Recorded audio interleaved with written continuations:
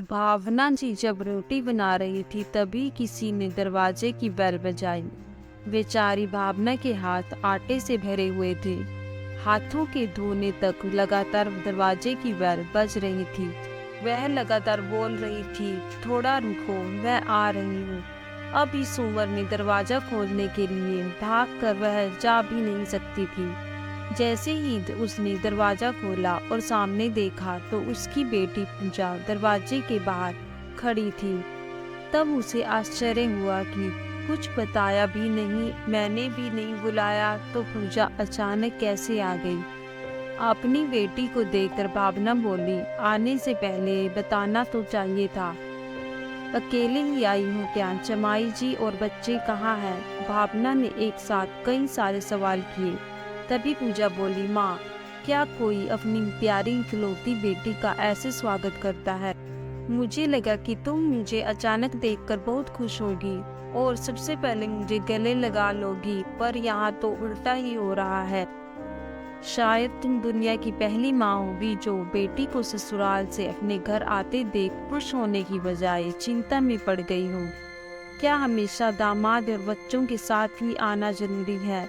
बोलकर पूजा घर में प्रवेश कर गई और अपना सामान रख कर बोली, भाभी कहाँ है? भाभी जल्दी चाय नाश्ता लेकर आओ, आपकी ननंद आई है। बहू घर पर नहीं है, अपने मायके गई है। माँ ने कहा, अच्छा, इसलिए तुम घर संभाल रही और खाना बना रही हो। माँ, तुम्हारी बहू के तो बड़े ठाठ हैं। बहू मौज से घूम रही है और सास घर संभाल रही है।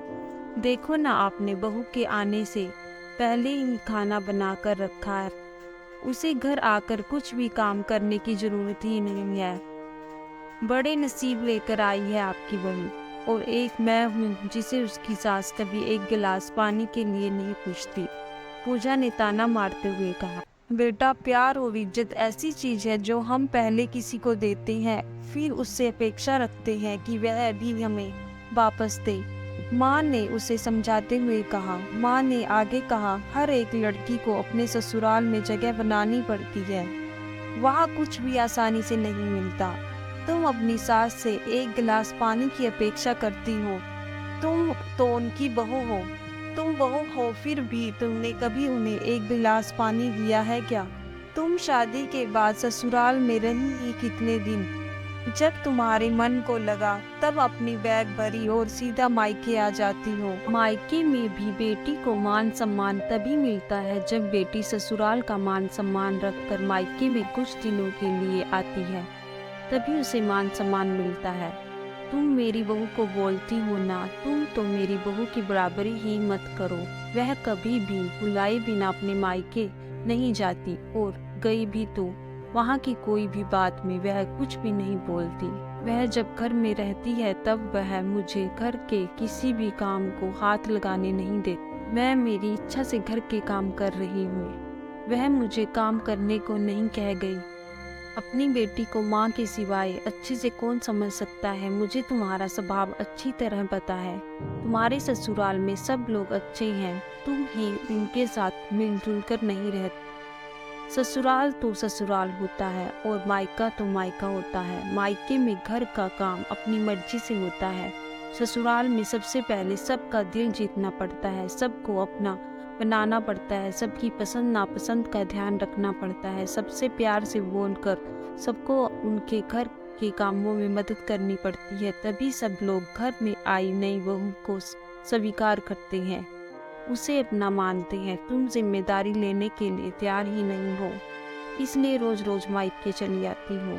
यहाँ आकर भी वही करती हो। अभी की ही बात देख लो, घर में कदम नहीं रखा उतने में ही भाभी को ऑर्डर देना शुरू कर दिया।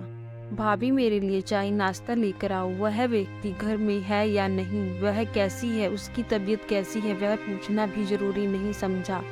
घर में आए मेहमान की मेहमान नवाजी होती है, पर उसका बर्ताव बोलना सामने के व्यक्ति को पसंद आया तो मेहमान नवाजी ना मांगते हुए पूरी होती है। पर तुम्हारा ऐसा बर्ताव मुझे ही पसंद नहीं आता तो तुम्हारे ससुराल के लोगों को कैसे पसंद आएगा? तुम बोलती हो ना मेरे बहू का बहुत ठाठ है, तो वो तो बात सही है, उसने यहाँ हमारा दिल जीत लिया है और हर एक के दिल में खुद की जगह बनाई है। वो रोज रोज तुम्हारे जैसे ससुराल के लोगों के साथ झगड़ा करके मायके नहीं जाती। इस वजह से ससुराल और मायके दोनों जगह उसकी इज्जत होती है।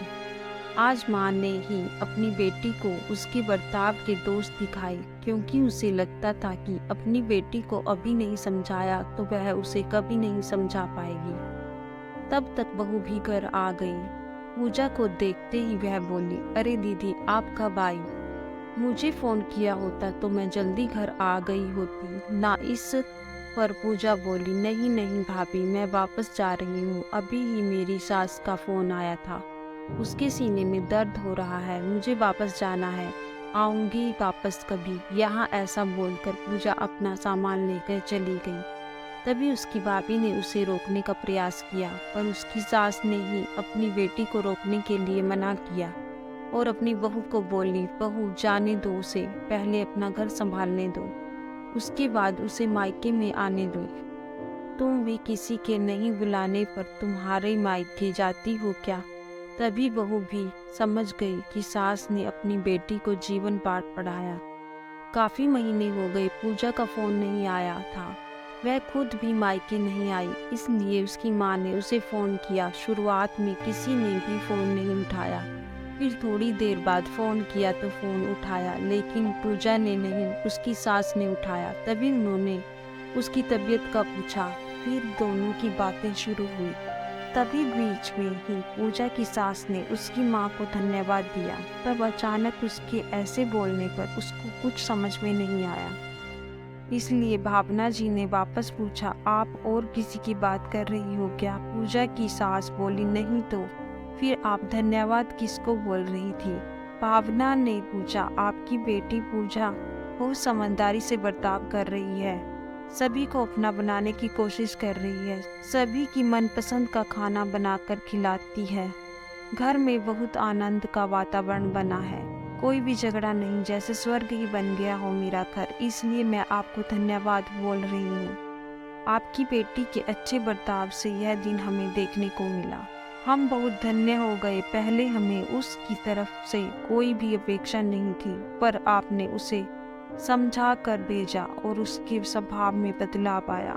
आज उसी पूजा को मायके जाना तो दूर की बात है, फोन पर बोलने के लिए भी उसके पास वक्त नहीं है। वह अपनी गृहस्थी में व्यस्त हो गई है। दोस्तों, सभी माँओं ने अगर अपनी बेटियों को ऐसे समझाया और उनको समझ आ गई तो किसी भी घर में झगड़ा होगा ही नहीं और कोई भी घर टूटेगा नहीं।